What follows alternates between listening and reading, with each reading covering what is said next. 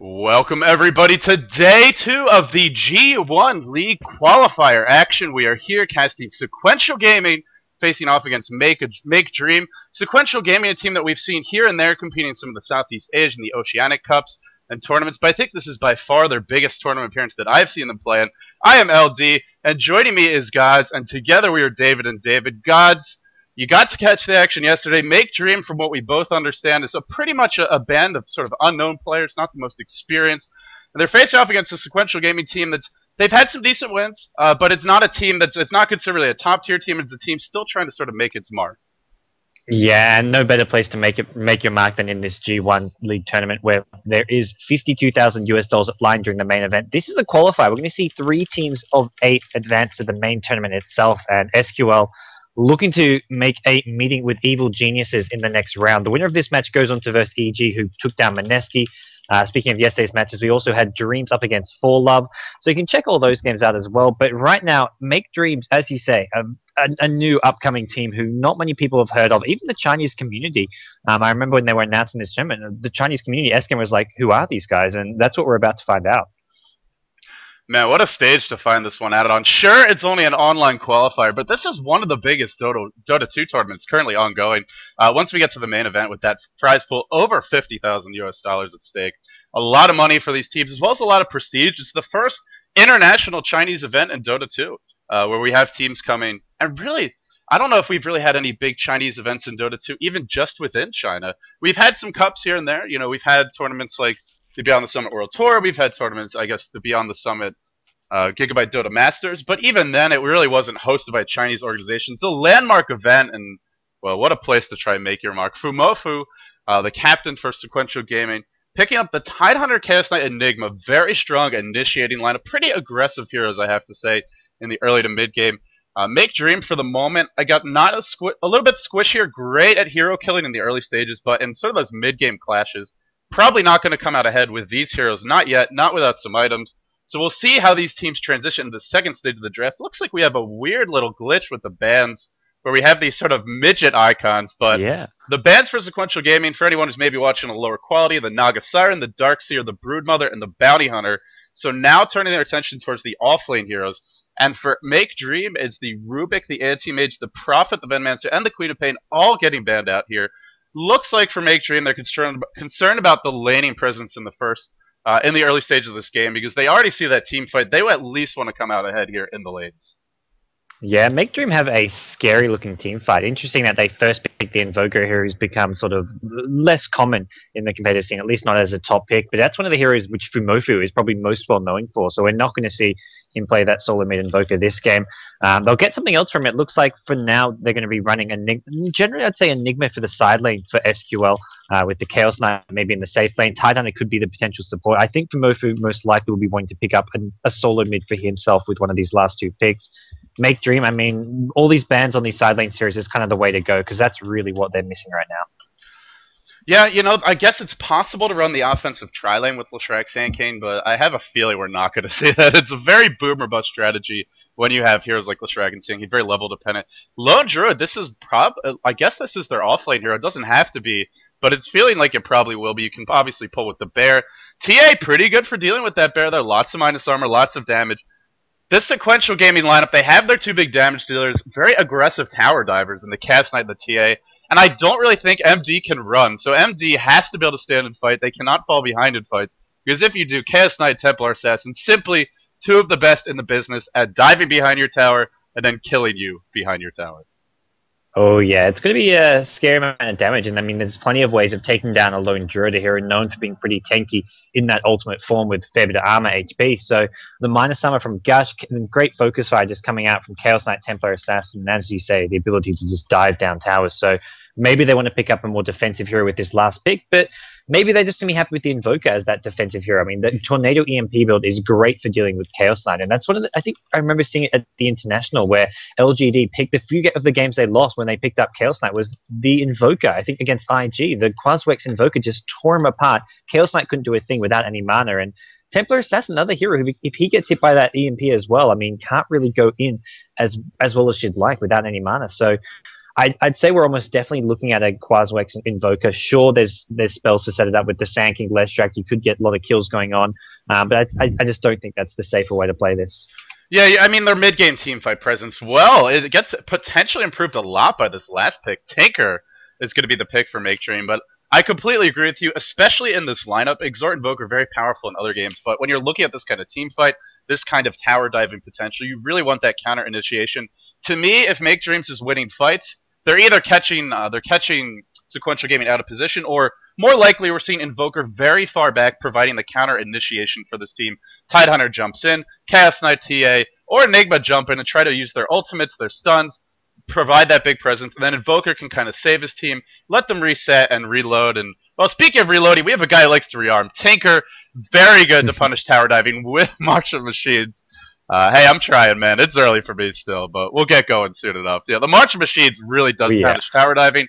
Also, how many times have we seen this Lone Druid Tinker combo used to perfection, where you just have the bears, that tanky frontline presence, and then the air support from the March of the Machines, make it impossible to defend your towers. It's a real nuisance. Oh yeah, Shadow Shaman the last pick, so it looks like SQL's primary support hero here.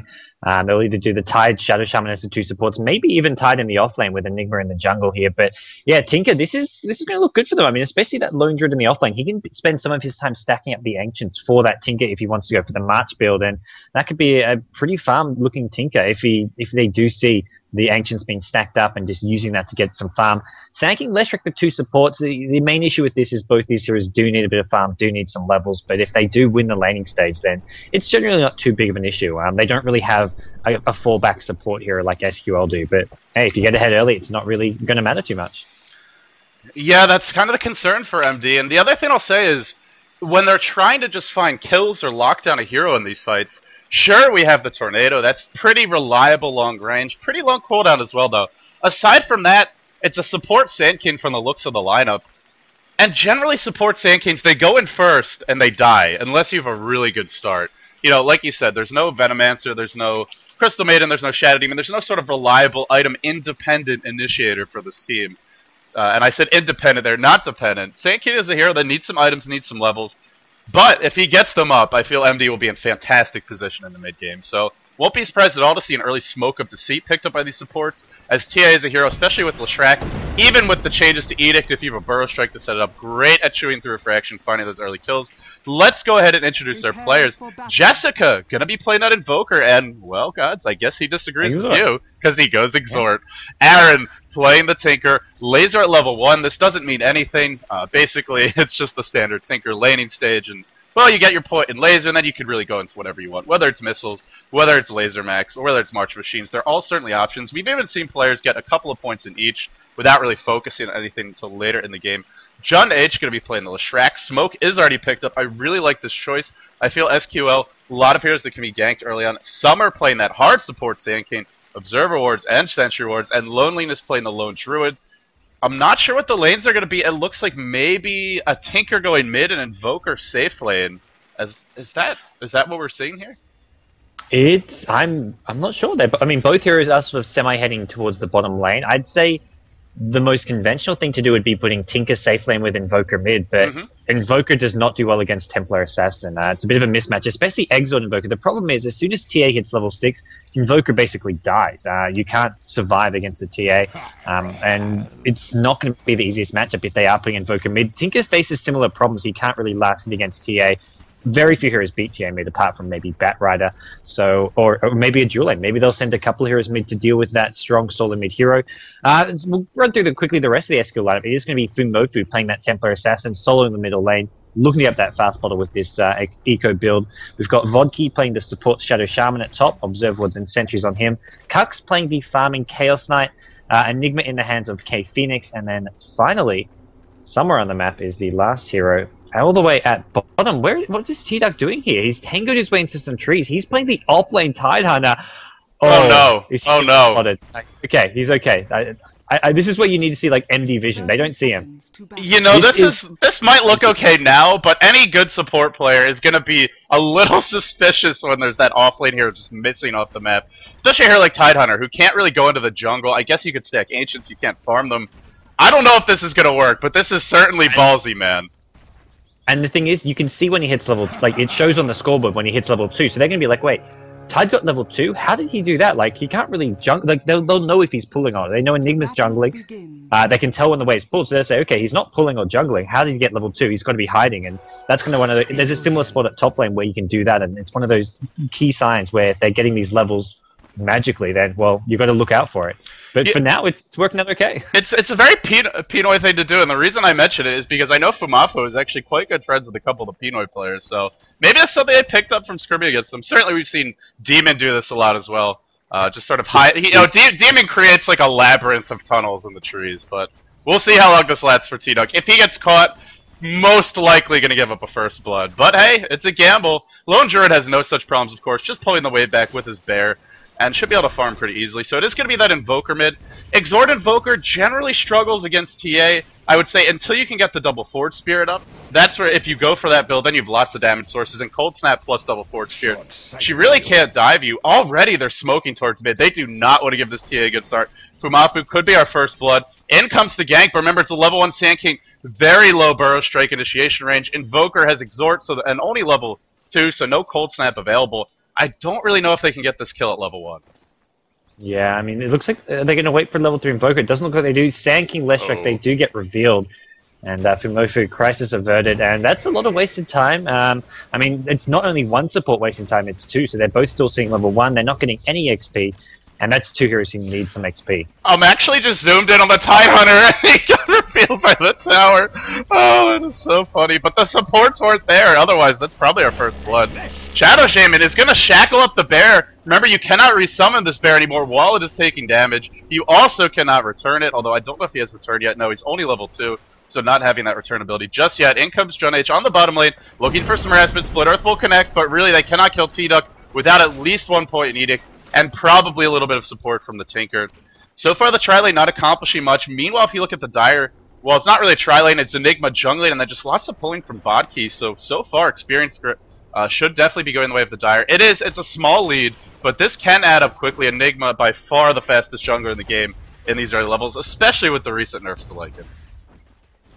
Yeah, he's going to be looking to get, basically for the moment, just farm. I mean, there's no real lanes that he can provide much support for. I mean, maybe he wants to go for a gank on an Invoker or the Lone Druid. I think at this point, it's better just to farm.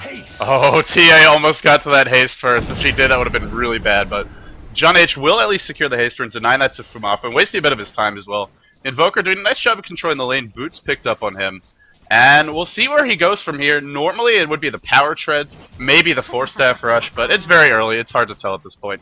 I guess one thing to be pointed out, Tinker is having a good start, already 12-7. If he gets quick BOTs, SQL, normally you can push pretty well with the support Shadow Shaman as well as the Enigma, but once Tinker gets a couple of points in March and rearm and Boots of Travel, life gets harder for that push, so we'll have to see. It is early, but bottom lane, Sunstrike onto T-Duck, Burrow Strike and Splitter both hitting, and now the Edict comes in as well. Rockets, this will be our first blood. T-Duck dies, not hiding in the trees, but just actually sitting in the lane. Meanwhile, top lane, the counter kill. Lone Druid goes down seconds later. Very important to pick that first blood up. And Lone Druid hitting level 2 despite that death, getting pretty close to level 3, but there you go. Kills traded in both off lanes. And it goes to the Tinker, importantly, at bottom lane. So he's already up to 1,500 gold. I mean, in theory, he would get these Boots of Travels ridiculously fast. He probably doesn't want to go straight for them because he will only be level 5 or 6, so they won't be able to contribute much. But hey, it's a ridiculously farmed Tinker, and top lane you've got the kill going to Cuck, so Cuck's free farming more or less. They are trading farm. And mid lane, importantly, Templar Assassin is not actually doing as well as he could be because of that sort of early sort of pressure coming from Sand King and Leshrac. They didn't kill him, but they did force him back, and Invoker is having the better of that matchup so far. Yeah, now that he's got the early farm and the early boots up, 15 and 10, a lot of denies, and Templar Assassin a very level dependent here. You really want to max out Refraction, Meld, and get your level 2 traps. Sideblade's less important. Loneliness going to contest this rune top. It's an invis. Vodki picks it up, but no boots on him. Already boots on the Lone Druid, so he will be able to walk away. Still a nice job there. Pick up this invis. This means that Lone Druid cannot leave the tower until he spots Shadow Shaman out. It's already pretty dangerous to do so, as he has no vision, but especially when that hero has an invis rune. Yeah, and they've done really well, MD, of making sure Fumofu's not getting any runes. First, Leshrac gets the 2-minute rune, then the 4-minute rune. Lone Druid forces Shadow Shaman to pick it up. He's trying to protect it so Fumofu can get it, but they make it so that he can't get these runes, he can't refill his bottle, and Maybe going to nope, not going to even do any bottle crowing. Yep, the Courier's coming back. He's going to do a bit of bottle crowing, I think, and I mean he really has to. Otherwise, he's going to be forced out of the lane by an Invoker because he's running out of mana to spam on this refract. Yeah, you really need. Without the refraction, you can't lane against Invoker. I mean, that goes without saying. TA generally can't lane against anyone without refraction, and with it, she is immortal. A little bottle crowing, like I said, Fumafu loves his Pinoy Dota, and he's been playing a lot with those guys lately, and he's pretty good friends with them as well, so doesn't surprise me too much. I love a good bottle crow, man. I certainly do. It's like a fine wine, GoDz. It really is. It's more like a dirty, dirty wine. Unfortunately, Dota 2. I just wish Dota 2 had the same I guess ease of use for bottle crowing, at least like for getting double courier, because none of the Filipino teams have been doing double courier like they do in Dota 1. They do double courier every single game of Dota 1, but with Dota 2, haven't seen it at all yet. Yeah, I've seen maybe 1 or 2 teams try it, and the one team I remember seeing try it was Invasion Red, who are Malaysian. So unfortunately, I just think the usability of bottle crow with double courier isn't quite there yet in Dota 2.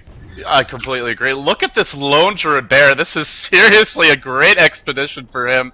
It reminds me of those sleigh races they hold up in Alaska with the husky dogs. This bear is just going, circumnavigating the globe to bring back a single creep wave to this lone druid, who's only level 2. Meanwhile, bottom lane, though, the real action kicks off. Burrow Strike in, Split Earth to follow, Laser 2, and the Anchor Smash should not be enough. One more auto attack. It almost was because Aaron turned around, thinking he had secured the kill. Meanwhile, Fumafu dives the mid tower, tanks the Cold Snap, melds in tower vision, I believe, but the Cold Snap wears off. He will be okay, and you can really see the importance of at least slowing down TA early. Look how aggressive Fumafu is getting.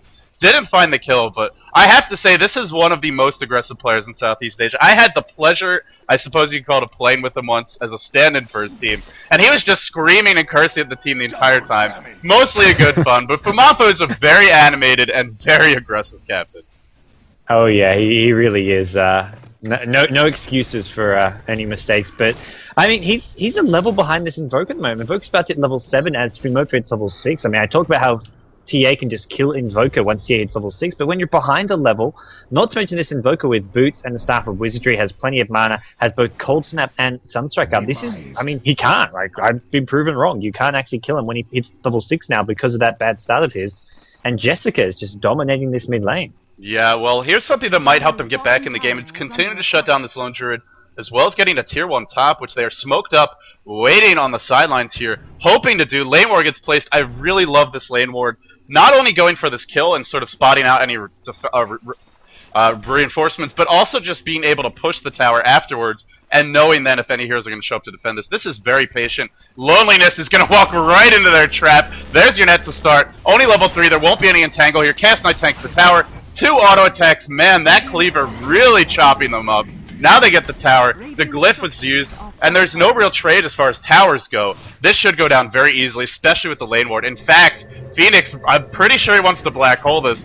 Even the low Druid TPing, and I feel they can easily take this fight. The Eidolon's doing too much damage. Some are dropping low. Sunstrike not gonna hit, but Enigma is gonna pick up that kill. Junna H pulled back in by the Cast Knight. 2 seconds stun onto Aaron. The Eidolon volleys just absolutely ruining them. This is like a full battery of guns here. And now Jessica A comes in, but the ward spots him out. Kux is gonna try to just retreat away. Vodkey as well. And it looks like they're gonna escape scot-free for that aggression. Yeah, some really great play from SQL there. I mean, the Eidolon micro reminds me of like StarCraft 2 with like Marine stutter stepping. That was some nice use of them by K Phoenix. And they get the tower, yeah, no losses. And Tinker actually TP'd in. He got his boots to travel TP in, but the problem is he's level 7. Sure, he's got a point in rearm, but he's just got level 3 laser rocket. He hasn't got his soul ring. Like, he can't really help much TPing in. He needs to get level 9. He needs that soul ring up as well. So this is kind of the problem with this super fast boot to travel. You think you can help these other lanes, but it went pretty badly for him. I mean, he died, so it couldn't go much worse. And he's just back bottom farming, getting some more levels, and this is probably what he would have been better for him during that fight. It was the best death he's ever had, by which I mean it was a death, so it was bad. Yeah. Yeah, you know, the other concern when we look at a hero like TA, she doesn't have any actual hard lockdown. So sure, she's got a lot of backup, but Invoker getting pretty close to a 4-step. That's something that could help equalize these fights. I feel a 4-step in that engagement top, you might be able to save at least one of your supports there. If not, maybe set up a kill on someone.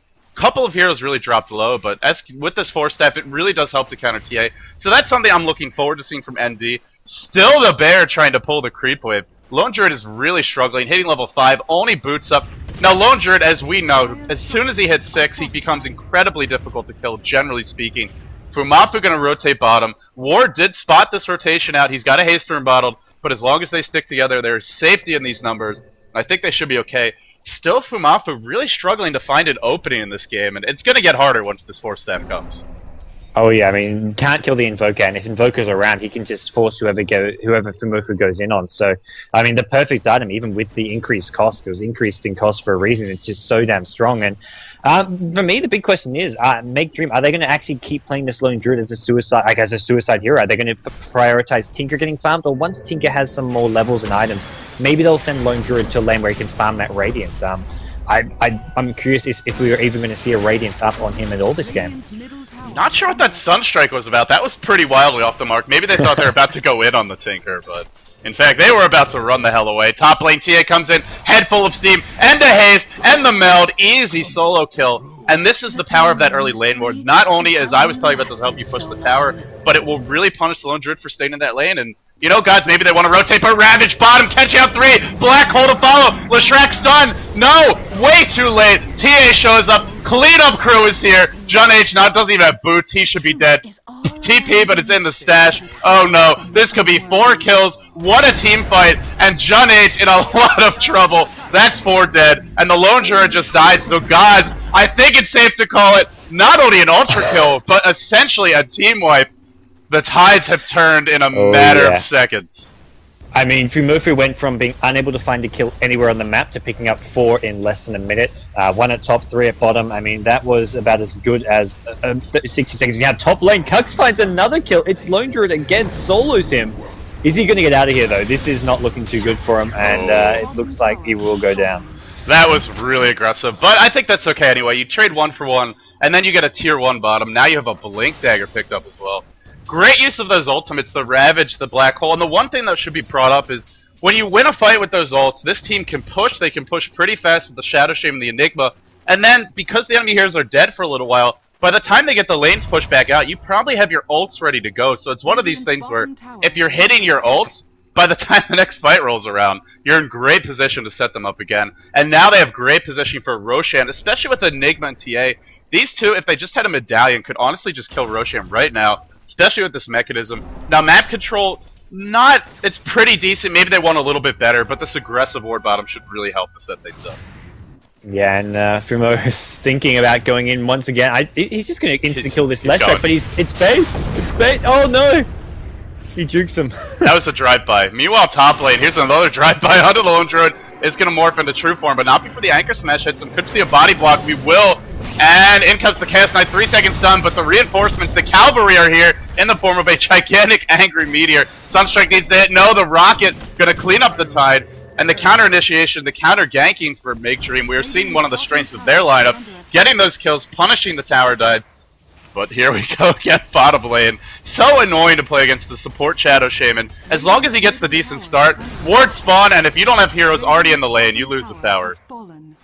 Oh yeah, and SQL are doing a great job of not only being aggressive, ganking around the map, but they're also pressuring towers. K-Phoenix helps get the mid-tier 1 down, and I mean, they can't do anything about it. They just don't have the levels on some of these heroes. I mean, most importantly, the Sand King Leshrac, they're the initiators. The Invoker, sure, he's got a 4-staff, but he's not going to be killing much on his own unless he goes for that sort of, that Yule Scepter build where you Yule someone, go into the Sunstrike, Meteor, deafening blast, but I don't think we'll be seeing that here. Although it's definitely possible, he's getting heavy points into Exort. Normally when we see that build, it's just a Yule Scepter rushed immediately, and it's really popular right now in Eastern Europe. It's like it's like the hot, sexy thing to do in Eastern Europe, in the CIS states, but not quite as common, I suppose, in China. It's not something we see a whole lot of, outside of maybe pub games. But it's, if it was Admir, I would say definitely, but Yule Scepter would not be a bad item anyway this game, aside from that combo. Also just allowing you, when TA jumps in, throw her up in the air, gives you another way to cancel Black Hole. Even if Tide ever gets a Blink Dagger, you can throw him up when he blinks in if you're really quick on your reactions. But it doesn't look like we're going to see that. They're sort of pressuring all the lanes, but they haven't yet committed to anything. I really think they want to get a kill or two, and then either knock down the tier 2s, or more likely go for Roche. Yeah, I mean, that's the thing. With all these lanes pushed out, with all this tower control, they can just take Roche whenever they really want. They can farm out the map, they can farm their own neutrals, they can farm the enemy neutrals, and just wait for the pickoffs. If they don't come, if makeDream stick together, they may just keep on farming, getting further ahead, get Chaos Knight well into the late game. Even heroes like Shadow Shaman can get up some items. The supports can benefit a lot. Enigma's starting his BKB here. He's got that medallion that you mentioned earlier, and it looks like they are converging around the Roshan pit. And this is so easy. In fact, I believe Enigma can actually solo Roshan with these items. But it will go a lot faster if TA shows up. Maybe that's what they're going to do. Just have K Phoenix solo this. Now, he needs to be able to recreate the Eidolons. He will be able to do so in a few seconds' time. So you can... once these get recreated... is he going to? Yep, Eidolons. Creating more Eidolons. This seems rather incestuous, but it will work to bring down the Roshan pretty quickly. Yeah, I mean, he's soloing it. He's doing... He's going to be able to resummon the Eidolons if he wants, and... Uh-oh. Ooh, Cox is just going to pop a drum and get away, and that's a lot of waste of time. Yeah, it looks like... Well, I mean, yeah, a bit of waste of time trying to find him. He's going to get out of there, and I mean, the entire time, K Phoenix, he's finished soloing Roshan, and I don't think makeDreams were expecting that one for sure. And the entire time that's happening, I mean, SQL, rather than grouping up as 5 for Roshan, they say, you solo, we're just going to farm top lane, mid lane, and keep pressuring makeDream here. Yeah, and you know, it's the beautiful thing. Even if Chaos Knight dies there, I think it's more than worth it to get that Aegis up on your Enigma. Now K Phoenix can charge into the fight, die, bait the enemy team into a bad engagement, and then drop the black hole, or just drop a black hole knowing he'll die after he gets it off and not care. Either way, it ensures also that your mechanism will get off, and your medallion, which at this point in the game is not insignificant for setting up kills. That -6 armor, really, really powerful. And we'll see for the moment if they're going to continue to be aggressive. Lone Druid really struggling this game, only 1,200 gold. And it's not just that, it's the amount of supports required to keep him safe. He can't just sit in the lane by himself. 4-staff in, Sand King not burrow striking. The coordination a little bit slippery here for MD. And well, Fumafu takes no chances. He blinks away immediately, sitting at 1,400 gold. Very, very intelligent sort of calculated play by Sequential Gaming. I gotta say, for a Fumafu team, I'm impressed that they're not just diving past the tier 2s into the enemy base, just using this pressure to create space to farm the enemy jungle, but now he might get caught. Burrow Strike, Cold Snap, even Fumafu can't blink out of that one. The Ninja finally dies to a Ninja Star. And well, it did take 4 or 5 heroes, so even then, not the biggest loss. They are getting the trade-offs elsewhere on the map. Yeah, we've got heroes farming elsewhere. Kax, it looks like he's getting close to that BKB. Mithril Hammer's up, so he's just about 1,000 gold away from his BKB. Vodki on the Shadow Shaman, I mean, he's got 1,400 gold, so maybe we'll be seeing a fast Blink Dagger on him, a 4-staff. I mean, any items he can get is going to help out of the team, and T-Duck's about finished farming a Blink Dagger, sitting on 2k gold now. Maybe could go for a pipe if he wants to, but I feel Blink Dagger will just give him that ability to take any fight on the map, and with the TA to follow it up with another Blink, they'll instantly kill 1 or 2 heroes and probably be looking in a good position to win any team fight. Yeah, it's also one of these things where once you have enough Blink Daggers, if they ever try to run, you just swarm them at the point of attack and keep on picking off heroes left, right, and center. So, I mean, I feel like Blink Daggers are an item that just gets stronger in numbers, up to a certain point. You know, you don't necessarily want to have 5 Blink Daggers. You probably don't need to get one on every single hero, but having a couple. Bottom lane, Cucks, getting picked off. Again, it is a lot of heroes, it's a lot of abilities being used. In fact, an Epicenter drop for that kill. But hey, they are getting kills, and when you're behind, this will help catch you up a bit.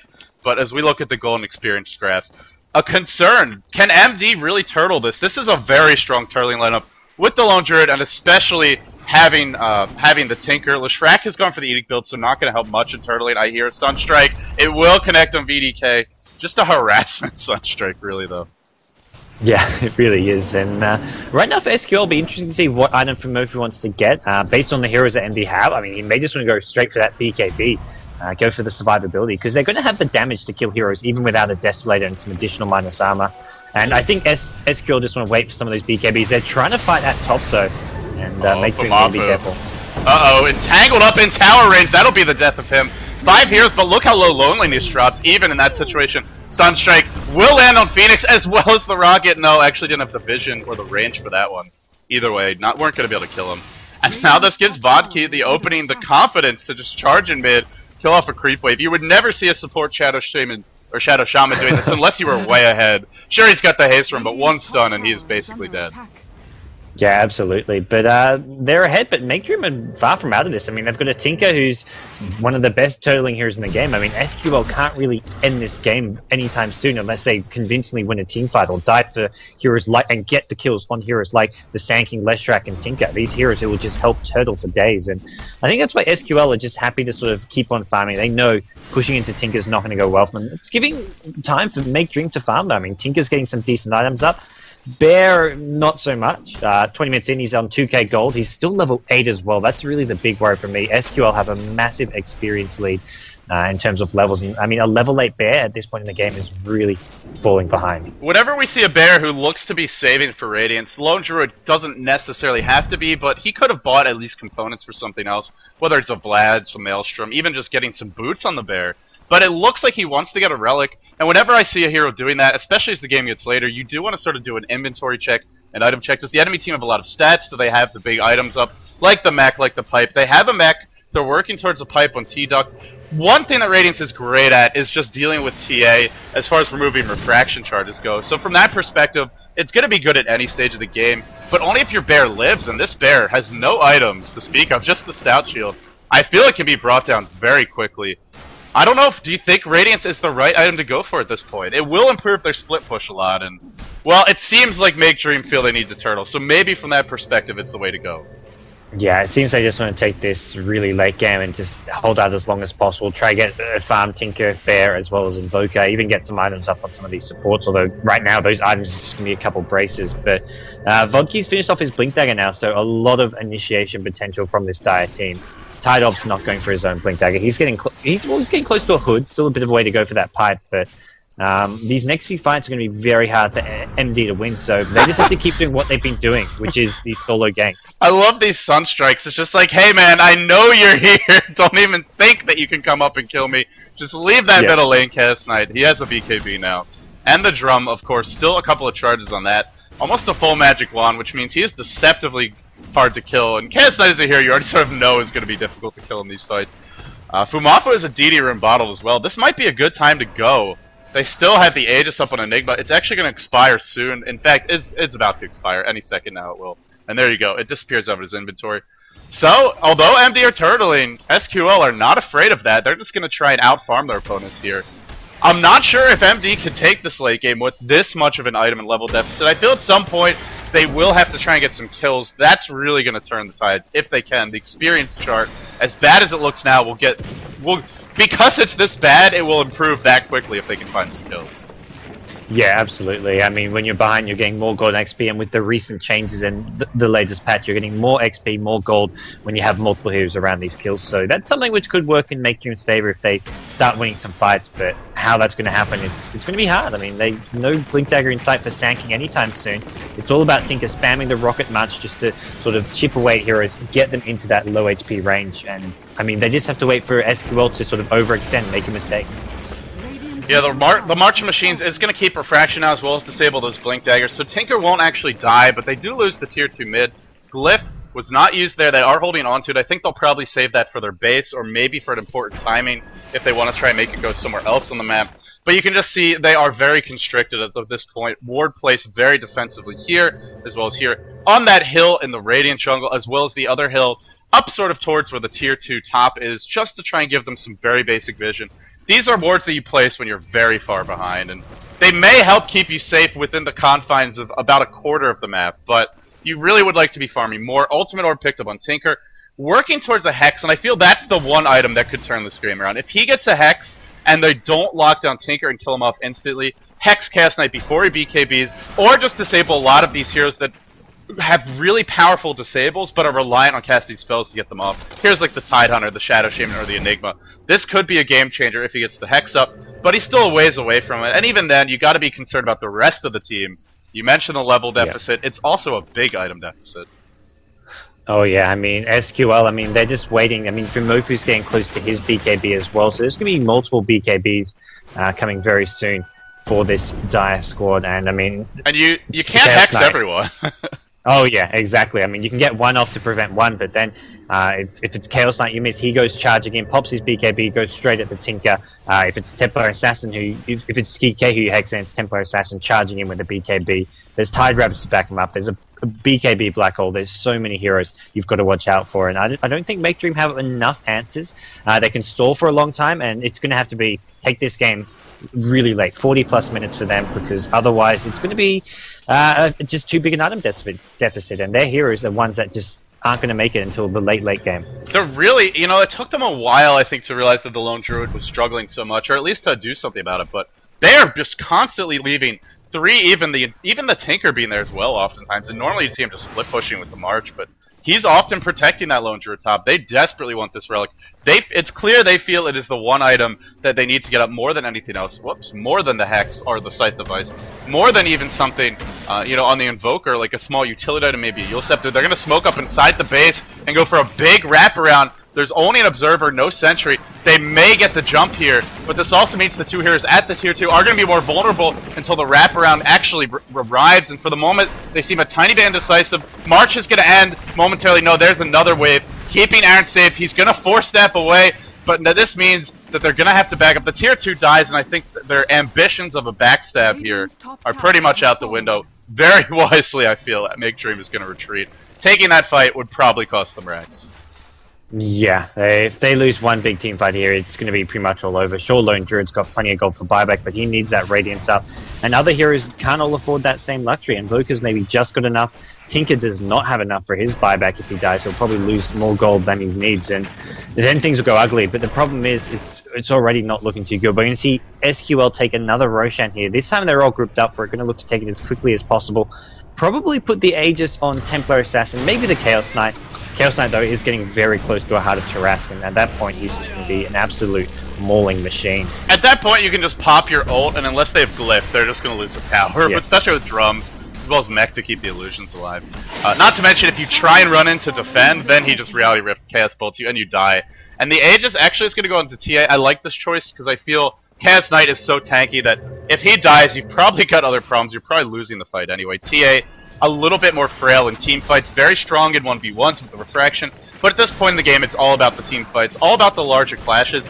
If Sequential doesn't get aggressive in the next couple of minutes, I guess we're going to wait for them to get that next tier of items, because remember, the new changes to Aegis, well, at this point, not super new, but still relatively new. It only lasts for 6 minutes, not for the full 10. They could wait for that third Aegis, get Aegis cheese. I feel they're strong enough to take a fight now, but if they want to wait for the heart, if they want to wait for the triple BKB, which they actually just picked up, they certainly could do so. Pipe, that might be the one item they need. And Tidehunter, he's going to have the hood as well as... He's getting very close to this. Yeah, in fact, he's got it the now. hood, He's got it now. Yeah, okay, so they've got the pipe, and I think now's the time to push. The only item in the near future they're missing is the heart, but I don't think that's going to be a big key item for them. I mean, the mech pipe gives them the survivability they need. They've got the BKBs, and Aegis is up, so I think this is the time where SQL try to strike, try to win a team fight. It'll require some balls. They're going to have to go diving in to try to reach this Tinker.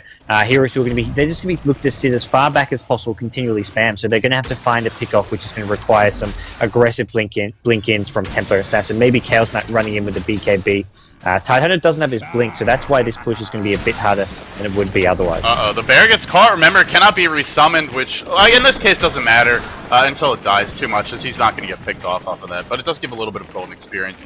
They're not going to push it just yet. Lone Druid really wants to complete this Radiance, even though normally when the lanes are pushed this far, guys, it's pretty easy to just walk up and get a wave or two, but they can't. The wards get dropped. Split Earth connects on 2, but just trying to stall this one out as much as possible. Medallion onto the bear, and DD on TA. Look at it melt. I believe it can be resummoned, but even then, what can it really do? Tornado flies in. Did that not catch anyone? That was very bizarre. It looked like the tornado didn't actually throw anyone up in the air, even though it hit the bear. He's got to be really careful with this. Just because if it dies, then he is essentially a giant melee creep with no sort of damage. And they are going to back off for the moment, stymied by that March of Machines. That's really all that set them back. Invoker did a little bit of damage to the creeps, but really this Tinker is solely keeping them in the game at this point. Yeah, it's the one here who's just going to buy them more and more time, but it's time to do what? And I mean, I guess they're getting the Radiance up on the Lone Druid. Invoker's not really picking up too many more big items in the near future that's going to help. You may want to start the Sheepstick, an Ag Scepter, but neither of those is coming anytime soon. He's on 1600 gold. The Sheepstick for Tinker's getting close, and that's really, that and the Radiance are going to be the two only things in the near future for makeDream, I believe. You know, I wonder if he just rushes the Sheepstick and says, we need another item, we need another level of... You know, because you could say for buyback Tinker can help you, but I guess if Sequential starts getting kills, you're not going to even walk in to drop new marches. They'll just blink in and assassinate you if you've already lost a few heroes. So I think just rushing it is probably the way to go here, even if you don't have buyback. I did do a quick buyback check, and it looks like there's a couple heroes who do: the Lone Druid, the Invoker, as well as the Tinker and the Enigma. So a couple heroes who do, 3 for the Radiant, 1 for the Dire, but remember, the Dire have the Aegis, so they have that extra life to work with. The Heart is coming soon. I guess they're going to wait for the Heart. At this point, it's so close, you might as well. But that means the Aegis might be about to expire by then, so we'll see if they want to. Even before you complete Heart, Reaver Vitality Booster gives you a lot of HP. Not as much regen, which really helps for sieging. And well, the siege continues. Yeah, they've got the Surf Mords and they just want to go. They want to go into that high ground again. Chaos Knight can also pop the ultimate. He didn't use that last time. I think they decided against it, maybe taking a bit too much damage from the March and Rockets, and just thought they'd save it in case there was a clash. But now, Surf Mords back up. Cux has enough gold for the Heart. He may want to try to bring that out, but if there's a chance to go in, I'm sure they won't be worried about not having his Heart yet. I believe he's actually 40 gold short, so maybe he needs to kill off 1 creep. But yeah, he basically has it now. 1 more creep will definitely have that Heart. So they just jump in. Tide pops the pipe. They want to tank this March. Wards get dropped again. Glyph has still not been used. makeDream has been very patient on this one. But now the bear gets caught out. I believe it can be resummoned again. It can. The bear will fall. Split Earth gonna miss. March continues to fly in. Fumapu doesn't care, just focusing the tower, trying to bring this one down. Cux wailing away on it. Templar gets entangled. The BKB is used. That's 1 kill. Onto the Sand King, the only initiator for this squad. BKB gets popped by K-Phoenix. Believe that might have been a misclick. Maybe worried just about the burst damage from these nukers getting sniped off by Tinker.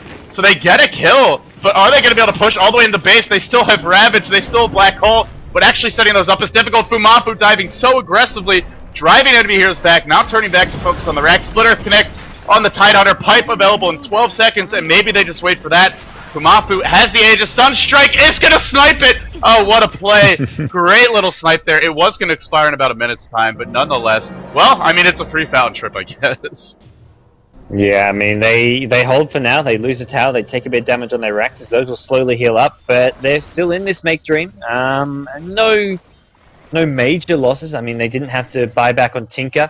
Lone Druid, I mean, he's slowly getting some more items up on him. Does he have his bear up though? Did that get killed twice?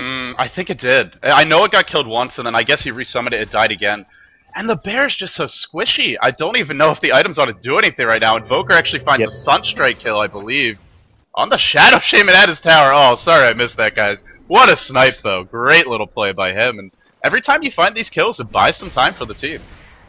Yeah, it's time where, I mean, Shadow Shaman was about to have those Surfing Wards back up, but it's time where they're not going to be pushing. They don't really want to go onto that high ground without the Surfing Wards up in a 4v5 scenario, and we're going to see. I mean, that gives makeDream, I mean, time for Lone Druid to get his Spirit Bear back up and start that cooldown again, because he's probably going to need 2 to defend with. Tinker can just start pushing up the lanes as well. That's a big thing here. He's got enough gold for the Sheepstick in just a second. He'll be interested to see if he buys it, or like you say, I mean, he may just decide he has to buy it, or he may say, okay, buyback's going to allow me to die once and then maybe respawn, spam them off. But I feel if he has to buy back to defend, then it's basically stalling his Sheepstick even longer. And the later this game goes, they won't be winning it without a Sheepstick. So yeah, I'd suggest just buying it. And it looks like he agrees with you. He just went ahead and picked it up. Ogre Club on the Invoker. I'm thinking it's going to be an Ags. I guess BKB is possible, but really, you know, there's so much physical damage. BKB might just help you not be stunned for a second or two. Not sure that would be the most useful item, but with something like an Aghanims, you can really, it helps stalling the game as well. Just having access to all those spells and being able to spam them even more frequently than you otherwise could. Only level 9 on the Sand King, only level 8 on the Shrek. These supports, it feels like a 3v5 at this point. They just really can't do anything. I don't think makeDream should be leaving the base right now. They do see one top, that's the Chaos Knight, so they're feeling emboldened. In fact, the Radiance Bear gonna be trying to scout things out here. for the moment. VDK, Vodka rather, is maybe going to get caught. No, we'll blink away to safety. The one thing about the Hex Tinker as well is if you're trying to run a split push, you're going to be spread out, and that means it's a lot easier to find heroes by themselves, and Hex Tinker can bring anyone down, even Chaos Knight if he gets the jump, with a little bit of backup from this team. Yeah, if they find a hero on their own, they can get those kills, but for now it looks like SQL are still quite happy just to group up to prevent that from happening. Cux is heading towards the mid lane with that heart, and I mean, this could be the rack. This is going to be very hard to make Dream to defend. These tornadoes, it's just so pathetic when it has a level 1 Wex. Yeah. Someone in the stream chat actually thought I was wrong, but it was a tornado, guys. It's just a level 1 tornado, so it fizzles out pretty quickly. There's no glyph right now. A couple heroes do a buyback. Oh, Reality Rift in on the bear, not gonna hit. And at this point, the bear is just a meat shield. It's not gonna survive or do any big damage. In fact, it runs in. He's just gonna feed the bear away, just try and stall here for a few seconds time. March coming in again. This buys a little bit of time, but they can just focus on the racks. Summer waiting on the sides. He wants to go for a big backstab. Burrow Strike in, only hits the tide. Not the hero you really want to focus here. The BKB, 3 BKB carries. Summer now getting caught out.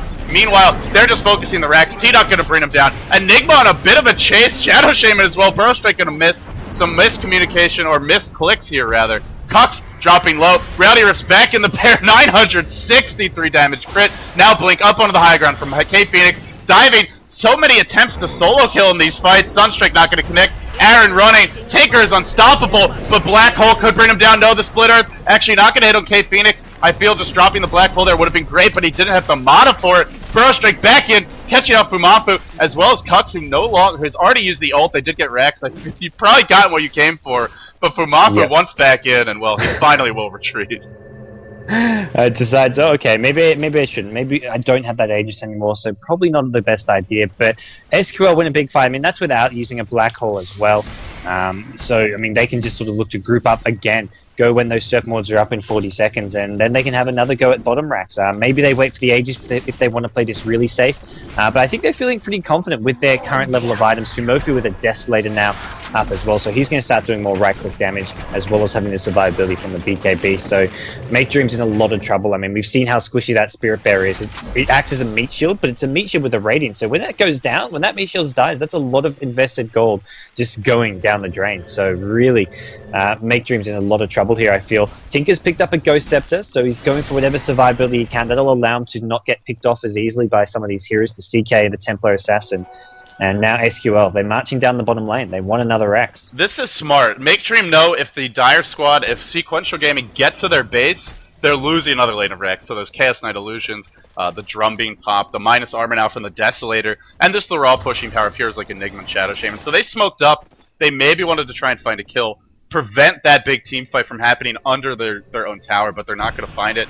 One thing that should be talked about here is sort of the role of Tinker in pro play, and in this game as well. He's not a hard carry. He's not a big damage dealer at this point in the game. He's a hero that sets up heroes like the Lone Druid. They really needed Lone Druid to have some items because nobody can do enough damage right now. It really took Sequential Gaming fighting in March of Machines for like 20 seconds, 30 seconds before they dropped low. That's the only damage there at this point, but it's so slow. It's not reliable. Leshrac, obviously, Leshrac and Sandcare supports, they can't do anything. And Invokers just doesn't have the items, so we're sort of seeing one of Tinker's weaknesses. If this was an anti-mage with this much farm, well, he could kind of blink in and just instantly try and assassinate a hero. But a Tinker, he can only set up your other carry if you have that one position hero getting some farm. Yeah, Tinker's weaknesses as well as the weakness of a Lone Druid in that offlane as a solo. I mean, he just hasn't been able to get any room to farm. DK, whenever Burning has that Lone Druid, it's always in the safe lane. Maybe sometimes at mid we'll see other Chinese teams like LGD used, but it's rarely used by these teams in the hard lane. Something maybe some of the Europeans had some success with for a while, but it's something which you hardly ever see anymore because of the fact that that hero needs farm. Uh-oh. It's an army of knights, the cavalry division, the first cavalry of Sequential Gaming unleashed on this tower. Summer knows he will die, just burrow striking in to try and delay this push. Hex comes out, Ravage connects, pretty decent Ravage, hitting 3 heroes. March dropping T-Duck low, the bear goes down. I think they could just brute force their way into this. Fumafu trying to usher everyone away. Hit that Rax. No, he doesn't want to. He wants John Age. He will get stunned under the tower. BKB. Sunstrike killing off the Tidehunter. Meanwhile, Fumafu diving the Fallon. Now he goes onto the Lone Druid. Double kill for him. Assassinating heroes all over the place. Black Hole just for Aaron. Oh, man. That is a bit of a slap in the face to get Black Holding killed off in your own fountain and not be able to do anything about it. Well, it was the crushing weight of being behind. 30,000 gold, 25,000 experience. It was just too much, even for a team of makeDreams. Well, I don't want to say caliber, but a team that did a pretty admirable job of turtling after a very difficult start to this game. Yeah, I mean, the Tinker got up such a fast boost of trouble, but I mean, it really came down to him not being the hard carry. makeDreams, I mean, they played well, but SQL were just one step ahead of them the entire way. They had farm being split between key heroes. Their offlane hero was a Tidonner who didn't need a huge amount of farm, and the big hero that just didn't really get any items ever was that lone druid. The Radiance came at, what, 28, 29 minutes or something ridiculously late, and from there it just went downhill for makeDream. Oh, Phoenix once again out of mana, blinks in and not gonna be able to do anything. Well, there you have it, a kind of a slow game to start things off. 16-12 though is your final score. Sequential Gaming take game number 1. Ladies and gentlemen, this is a best out of 3. Whoever wins this game will move on. Teams need to win 2 matches in the winner's bracket in order to qualify for the main event. There will be 3 teams qualifying for the G1 League main qualifier, or the main event out of this tournament. But for now, that does it for game 1. We'll be coming back momentarily with game number 2. I am LD, and of course, GoDz was my caster, or my good ally in this cast, I should say. We'll be coming back with game 2 soon, so stay tuned for that. Thank you all very much for tuning in, and we'll see you on the other side.